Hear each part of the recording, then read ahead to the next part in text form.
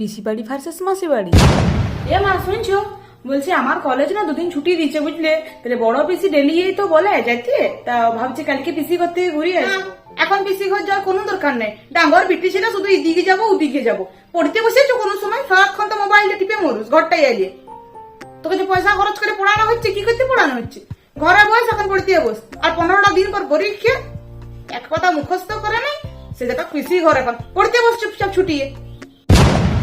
এ মা, বলছি আমার কলেজ না দুদিন ছুটি দিয়েছে বুঝলে, তাহলে ভাবছি একদিন ছোট মাসের ঘর থেকে ঘুরে আসবো। মাসি ডেলি বলে আর ছোট ভাইটাও আসিছে, তাহলে নাকি মজাটা হবে।